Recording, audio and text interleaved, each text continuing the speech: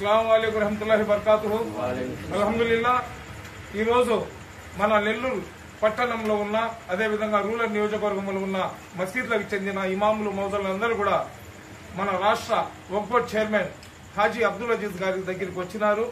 అదేవిధంగా హాజీ అబ్దుల్ అజీజ్ గారి దగ్గరికి మన ఇంతియాజ్ గారు, తాలేషా గారు, వీళ్ళందరూ కూడా మన నౌషాద్ గారు, వీళ్ళందరూ కూడా ఇమాములను మౌజులను తీసుకొని వచ్చి వాళ్ళు ఎదుర్కొంటున్న సమస్యల మీద మన రాష్ట్ర వక్ఫ్ బోర్డ్ చైర్మన్ గౌరవనీయులైన హాజీ అబ్దుల్ అజీజ్ గారికి వివరించడం జరిగింది.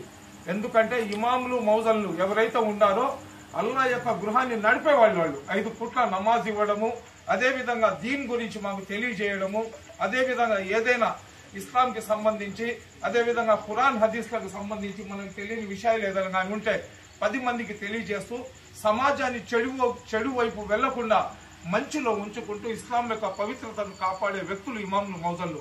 అటువంటి ఇమాముల మౌజులకు 14 నెలలు 15 నెలల నుంచి జీతాలు రాలేదంట. ఆ జీతాల గురించి మనం రాష్ట్ర వక్ఫ్ బోర్డ్ చైర్మన్ హాజీ అబ్దుల్ అజీజ్ గారికి అడిగినప్పుడు చాలా సానుకూలంగా స్పందించారు. ఖచ్చితంగా ముఖ్యమంత్రి గారితో మాట్లాడి ఇమ్మీడియట్ గా ఎంత తొందరగా అయితే అంత త్వరలో మీకు ఆ జీతాలు వచ్చేటట్టు చేస్తామని చెప్పారు. అదేవిధంగా ఇమాములు మౌజులకు ఏదైతే ప్రభుత్వం ఇచ్చే గౌరవ వేతనం ఉందో ఆ గౌరవ వేతనాన్ని మసీదులకు చెందిన ముతవల్లీలు తినేస్తున్నారు.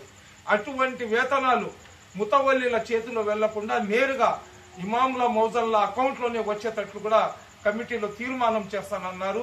ఎవరైనా సరే, ఏ ముతవల్లి అయినా సరే ఇమాముల మౌజుల నోరు కొట్టి వాళ్ళ జీతాలను తినే ప్రయత్నం కానీ చేస్తే అటువంటి వ్యక్తుల మీద చట్టరీత్యా చర్యలు తీసుకొని అవసరమైతే వాళ్ళ మీద పోలీస్ కేసుకి పెట్టి లోపల వేసేటట్లు ఒక జీవోని కూడా తీసుకొస్తామని తెలియజేసినందుకు మేమందరం కూడా అల్లా సుబ్హానహు వ తఆలా దగ్గర దువా చేస్తున్నాం.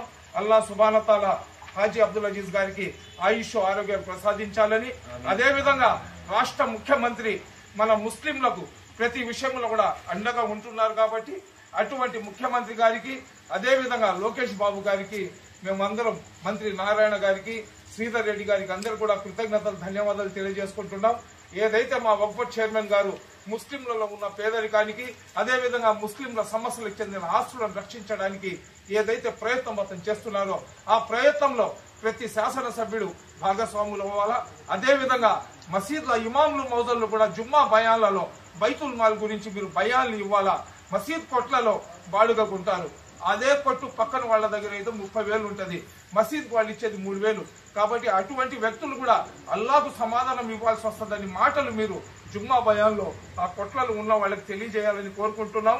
అదేవిధంగా మనకు మేలు చేస్తున్న మన చంద్రబాబు నాయుడు గారు, అదేవిధంగా లోకేష్ బాబు గారు కూడా ఆ అల్లా యొక్క చల్లని ఆశీస్సులు దీవెనలు వాళ్ళ మీద ఉండాలని, అదేవిధంగా వక్ఫ్ బోర్డ్ మినిస్టర్ ఎవరైతే ఉన్నారో ఎల్ఎండి ఫారూక్ గారు మన హాజీ అబ్దుల్ అజీజ్ గారికి చాలా సన్నిహితంగా ఉంటారు కాబట్టి హాజీ అబ్దుల్ అజీజ్ గారు చేసే ప్రతి మంచి పనిలో కూడా అతని సహకారం అందించాలని కోరుకుంటున్నా. అస్సలాము అలైకుం.